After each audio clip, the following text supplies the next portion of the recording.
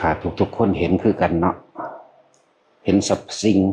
คำว่าสรรพสิ่งนี่รวมเบิดทั้งคนทั้งภูเขาต้นไม้สายน้ำดินฟ้าอากาศฝนทุกสิ่งเลยล่ะทุกสรรพสิ่งเลยแม้กระทั่งรูปกายของเองใจของเจ้าของเองเป็นแค่สิ่งใดสิ่งหนึ่งเกิดขึ้นเคลื่อนไหวไปแล้วก็แตกดับเป็นธรรมดา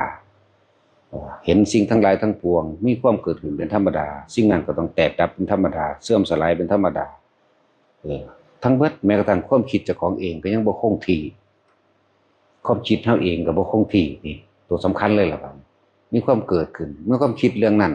เดี๋ยวก็เปลี่ยนเรื่องคิดเดี๋ยวก็เปลี่ยนเรื่องคิดเรื่องนั้นคิดเรื่องนี้คิดเรื่องนั้นไปเรื่อยแต่เฮาเห็นภายในก็คือใจเฮาเองเห็นความคิดก็ยังบ่เที่ยงบ่จีรังบ่แสอยู่ทั้งนอกก็เหมือนกันยิ่งทั้งนอก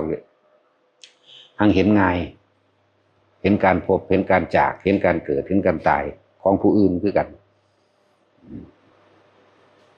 เห็นดินฟ้าอากาศแปรปรวนบ่จีรังอย่างยืนบ่คงที่บางปีสั่วดินฟ้าอากาศบางปีก็แรงบางปีก็ฝนหลายนี่ก็คือความบ่จีรังอย่างยืนเห็นคนเกิดเห็นคนตายเห็นคนเกิดเสมอกันอยู่เกิดเนี่ยคือกันแต่ว่าตายบ่คือกันบางคนก็ตายน้อยบางคนก็ตายปานกลางบางคนก็ตายเฒ่าเนี่ยแต่ตายเหมือนกันเห็นเกิดเห็นดับเห็นทุกสรรพสิ่งทั้งหลายทั้งปวงบ่จีรังอย่างยืนบ่คงที่บ่เป็นไปดังใจที่เฮาอยากให้มันเป็นคำว่าความเบื่อหน่ายคลายกำหนัดเกิดดับขึ้นพร้อมกันเลยเด้คำว่านิพพิทายานแปลว่าเบื่อหน่ายคลายกำหนัดในความยินดีจริงๆมันเป็นคำเบาที่นำมาเพื่อสิให้นัยยะในการเห็นในการรู้ซื่อๆเด้จริงๆรู้ปุ๊บเกิดดับพร้อมกันมันบ่เอาเลยเด้มันบ่เอามันบ่คิดปรุงแต่งเลยเพราะว่ามันเห็นมาโดยความรู้ต่างๆที่สะสมไว้แล้วเวลามันสิเป็นพับที่เดียวเลยบ่มีการเอาเข้าบ่มีการเอาออกบ่มีสิ่งบ่ว่าสิเป็นรูปบุคคลสัตว์สิ่งของรสกลิ่นเสียงอย่างต่างๆบ่มีการนำเข้ามาคิดแล้วบ่มีการเอาออกอีกเอิ้นว่านิพพิทายานบ่เอารูปรสกลิ่นเสียงสัมผัสทางกายนำเข้ามาคิดเลยนั่นแหละบ่เอาเข้าแล้วก็บ่มีหยังเอาออกพร้อมนั่นแหละทั้งว่าแต่ละคนถ้าถึงจุดนี้เลยแหละคำว่านิพพิทายานน่ะที่จริงบ่มีความรู้สึกหยังแต่ว่าเพิ่นให้ทรัพย์เพื่อเกิดก่อความเข้าใจซื่อๆทุกคนฝึกหัดตัวเองไปโลกซุมื้อนี่มันถ้าสิเว้าติดตลกในจักหน่อยเนาะอเมริกานี่แย่งความเป็นเจ้าจักรวาลเนาะจีนนี่แย่งความเป็นเจ้ายุทธภพคือความเป็นใหญ่ในยุทธภพไทยแย่งหยังแย่งผัวแย่งเมียกับแย่งมูลมรดกกันกับแย่งว่ากูเก่งเท่านี้นี่ไทยอยู่จังซี่ล่ะสั่นถ้าเว้าเรื่องพระเด้พม่านักอภิธรรมเท่านั้นนักอภิธรรมลาวนักวินัยไทยนักบาตรแย่งกันกินแม่นว่าตาสินสั่น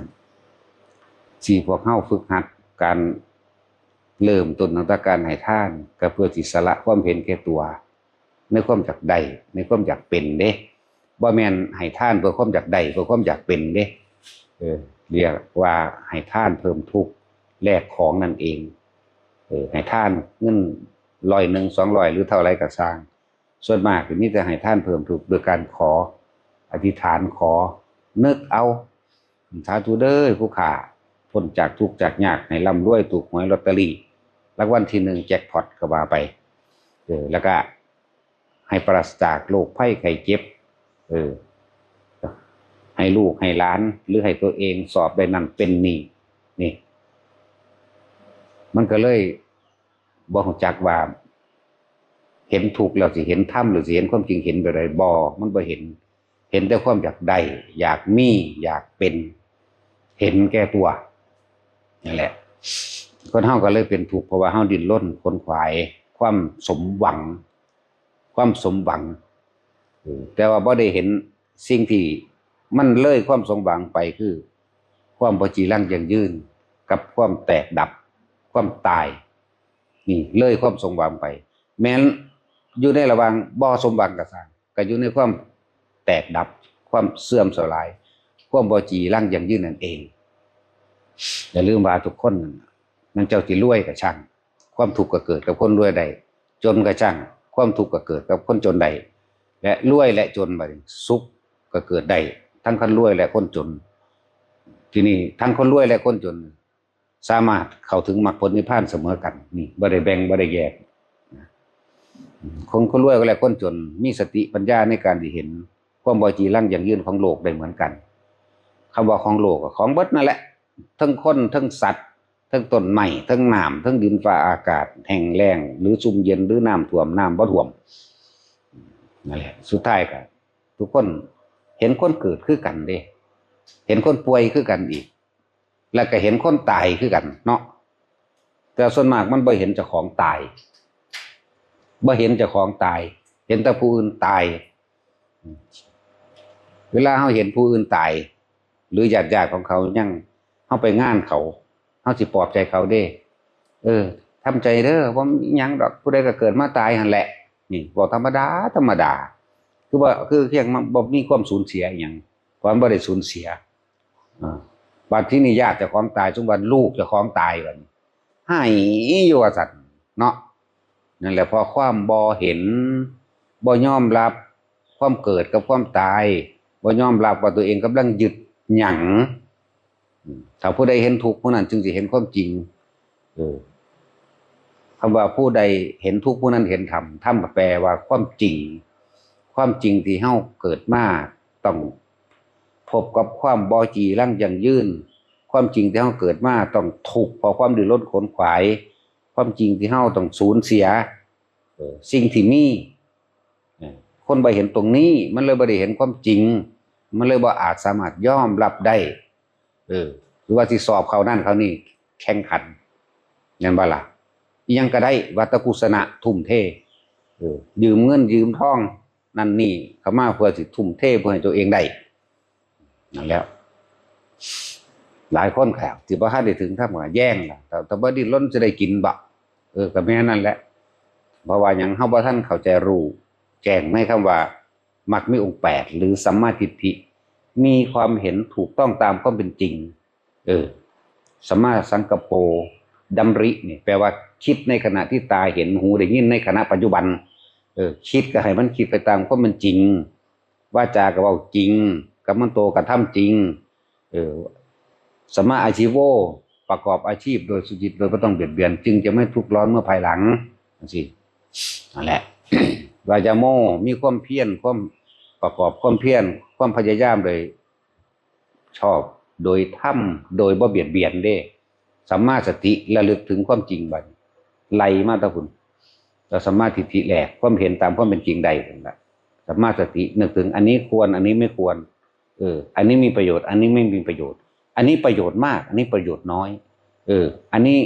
คือว่าเฮาสิซอยสงเคราะห์คนจักคนนึงถ้าเป็นคนดีเฮาก็ซอยสงเคราะห์นี่ควรถ้าเป็นคนเลวนี่ต่างหากล่ะอันนี้อันนี้ไม่ควรเพราะทำให้คนเลวมีกำลังคนเลวยอมทำลายเด้จังซั่นแหละสัมมาสติอันนี้นึกเอาตามความเป็นจริงก็เอาธรรมะที่เพิ่นแสดงเอาไปเทียบเอามันก็เป็นสัมมาสมาธิเองดอกเลื่อนกันว่าจิตตั้งมั่นในคุณงามความดีตั้งมั่นทุกพวกเฮาที่ฝึกหัดปฏิบัติมาทั้งเบิดหรือว่าสิเป็นเรื่องทานเรื่องศีลภาวนานี่คัมมะปัญญาวิริยะขันติสัจจะอธิษฐานเมตตากับอุเบกขาก็เพื่อสิปล่อยวางเด้เพื่อสิบ่เอาหยังเพื่อจะให้เห็นความจริงว่าผู้ได้เกิดก็สร้างเมื่อเกิดขึ้นมาแล้วก็ต้องทุกข์หิวร้อนหนาวดิ้นรนขนขวายป่วยตายเนี่ยเฮาเห็นความจริงตัวนี้ความเกิดเป็นทุกข์แก่เป็นทุกข์เจ็บไข้ได้ป่วยเป็นทุกข์ความพัดพรากจากสิ่งที่รักเป็นทุกข์สิ่งใด อยากได้ดังใจแล้วไม่ได้ดังใจ สิ่งนั้นก็เป็นทุกข์สุดท้ายก็ต้องตายเห็นอนัตตาประมาณอันนี้จังทุกขังอนัตตาถ้าเฮาเห็นตรงนี้ได้แล้วความดิ้นรนขนขวายในความทะเยอทะยานมันก็บ่สุดโต่งไม่ทำให้ตนลำบากและผู้อื่นก็ลำบากนั้นด้วยการทำมาหากินด้วยกันบ่เบียดเบียนบ่ทำลายซึ่งกันและกันแหละโลกนี้สิคงอยู่ได้นานเพราะว่ามีเมตตาเรียกว่าจตุโลกบาลอันเป็นเมตตาธรรมความจุนโลกจตุปวสีเมตตากรุณามุทิตาและอุเบกขาธรรมทั้งสี่อันนี้เป็นเครื่องคุ้มครองโลกสัตว์โลกทั้งหลายเกิดมาน่ะใส่โลกเดียวกันอันเดียวกันเด้นี่บ่ได้คนละอันเลยนั่นแหละคำว่าธรรมะแปลว่าความจริงของทุกชีวิตสรรพสัตว์และความจริงของสิ่งทั้งหลายทั้งปวงมีความเกิดเป็นธรรมดาเคลื่อนไหวเปลี่ยนแปลงเป็นธรรมดาแตกดับธรรมดาหรือตายเป็นธรรมดาธรรมะนี่ทุกคนสามารถรู้เห็นได้บ่เกี่ยวกับศาสนาพร้อมแต่ว่าผู้นำความจริงออกมาสอนจำเป็นจะต้องบวชเพื่อให้มีตัวตนอีกอย่างหนึ่งแต่ว่าเป็นตัวตนที่บ่แม่นตัวตนเรียกว่าเป็นลักษณะของบุคคลผู้ปล่อยวางคือพระพุทธเจ้าเฮานั่นแหละเห็นเขาเสี่ยมสอนกันว่าบ่จำเป็นต้องบวชส่วนพระพุทธเจ้าตรัสรู้แล้วบ่ต้องบวชใส่กางเกงไปแสดงธรรมคิดอยู่บ่ว่ามันสิยังมาฮอดซุมื้อนี้แม่นบ่ต้องมีนักบวชเด้ไม่จำเป็นต้องบวชเป็นพระสงฆ์ก็เป็นได้โดยฆราวาสมันก็จริงอยู่ดอกแต่ว่าถ้าบ่มีภิกษุนักบวชสืบศาสนาเอาไว้บ่มีทางว่ามันสิฮอดซุมื้อนี้เอาเริ่มต้นแรกแล้วพระพุทธเจ้าบวชจึงแผ่ขยายอัตลักษณะของบุคคลผู้สละคืออัตลักษณะบุคคลผู้สละคือหมู่ภิกษุสงฆ์มื้อนี้สืบทำคำสอนมานะถ้าเพิ่นบ่บวชเด้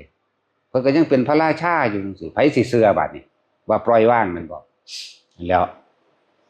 ว่าจังว่าเลือกเฟ้นฟังให้ดีๆเด้อผู้ฟังก็ดีบ่แม่นเห็นไปตามเด็กน้อยเกิดเมื่อวานถึงความคิดบ่ได้รอบคอบเด้เกิดเมื่อวานนึงเรียนพวกนั้นบ่ได้รอบคอบเด้ว่าบ่จำเป็นต้องบวชจังซั่นจังซี่มีเบิดนั่นแหละถ้าบ่มีนักบวชถ้าบ่มีพุทธสถานแม่นบ่ที่ประดิษฐานหรือเรียกว่าสัญลักษณ์ของพุทธศาสนาเนี่ยสิเอาอีหยังมากมาเป็นเครื่องยืนยันรับประกันบางที่เขาสืบพยานโดยวัตถุเห็นบ่ล่ะค้นหาตามวัตถุสถานที่ต่างๆเพื่อจะหาเบิ่งรอยจารึกนี่มันมีบันทึกตามสถานที่นั้นๆรักษาพระไตรปิฎกไว้ภิกษุนักบวชเป็นผู้เสียสละเด้มานอนเฝ้าวัดไว้ได้อย่างน้อยๆก็นอนเฝ้าวัดรักษาหนังสือพระไตรปิฎกได้พวกนั้นสานอนอยู่น้ำผัวน้ำเมียซื่อๆมันสิไปรักษาหยังแม่นบ่ล่ะถึงเจ้าสิเป็นโสดาสกิทาคามันก็เอาผัวเอาเมียอยู่ก็เป็นพระได้โสดาสกิทาคาอยู่แต่ว่าเจ้าประโยชน์เจ้านั่นน่ะมันก็มีแค่ส่วนตัวบ่คือประโยชน์กว้างๆประโยชน์โลกประโยชน์จักรวาลนั่นแหละมันต่างกันอยู่ว่าที่ไปฟังมาแล้วพิจารณาดีๆเด้อถ้าบ่มีภิกษุนักบวชมันเสื่อมตะโดนแล้วเสื่อมเบิดนั่นแหละก็ต้องอาศัยบ่ซั่นสิว่ารูปกับนามบ่เนาะก็ต้องอาศัยรูปวัตถุอีกตัวก็คือนี่รูปบุคคลเหล่านี้เป็นนักบวชนามก็คือโตธรรมพุ่นล่ะบัดนี้นำออกมาแสดงสั่งสอนบุคคลผู้ใดฝึกหัดปฏิบัติไปแล้วก็รู้เองนั่นแหละเนี่ยทั้งเบิดมาที่เฮาฝึกหัดปฏิบัติเพื่อให้เห็นสิ่งที่ตัวเองหยุดเด้อเฮาหยุดกับความบ่จีรังอย่างยืนเฮาหยุดกับความบ่เที่ยงแท้แน่นอนเฮาหยุดกับความเกิดความดับความแตกความเสื่อมสลายเด้เฮาเลยเป็นทุกข์เฮาหยุดกับสิ่งนี้พวกเฮาเลยทุกข์เดี๋ยวนี้อนิจจังทุกขังอนัตตาถ้านิพพิทามันเห็นตามความเป็นจริงได้แล้วมันเกิดดับพร้อมกันมันมีคำเว้าอีกต่อไปได้จักบ่ล่ะบ่แม่นดึงสิ่งที่เห็นเข้ามาพร้อมบ่แม่นมีเอาสิ่งที่มีอยู่นี่ออกพร้อมมันอยู่ของมันแบบนั้นจักว่ามันบ่มีซ้ำนะมันเป็นแบบนี้คำว่านิพพิทาจริงๆแล้วบ่มีอารมณ์ความรู้สึกบ่มีการเอาเข้าบ่มีการเอาออกมันอยู่ของมันเช่นนั้นแหละอธิบายนิพพิทาให้เขาฟังบ่แม่นคำพูดบ่แม่นต้องอย่างนั้นต้องอย่างนี้แต่ก็ต้องอาศัยอธิบายให้ฟังนิพพิทะหรือนิพพิทานิพพานนิพพิทะนี่นิพพานชั่วขณะถ้านิพพิทาเนี่ยเห็นตามความจริงเราเกิดความเบื่อหน่ายคลายกำหนัดโดยอาศัยความรู้สึกของตนเองไม่มีถ้ามันบ่มีความรู้สึกต้องบ่มีการคิดถ้ามีการคิดต้องมีความรู้สึกเข้าใจบ่ล่ะ พอใจกับไม่พอใจนี่พอใจหรือไม่พอใจก็ไม่มีไม่ใช่ไม่พอใจก็ไม่ใช่อีกเลยหอดคำว่าอุเบกขาความรู้สึกอันเป็นอุเบกขาเป็นความรู้สึกหมายว่าอันนี้ไม่มีความรู้สึกเกิดดับพร้อมดับพร้อมดับพร้อมและคำว่าเบื่อหน่ายคลายกำหนัดไม่มีการเอาเข้าและไม่มีการเอาออกเห็นคนปุ๊บมันก็บ่คิดเด้ปุ๊บเลยเพราะว่ามันเป็นอย่างที่เซ็ตซับร่วมรูปแล้วร่วมรูปร่วมซับร่วมน้ำร่วมอย่างที่บ่ต้องเป็นต้องอธิบายอีกและเอื่นว่านิพพิทายานญาณแปลว่ารู้ความดับเกิดดับพร้อมจากว่าอันนี้เป็นภาษาซื่อๆเด้ความจริงไม่มีภาษาเอาละพอ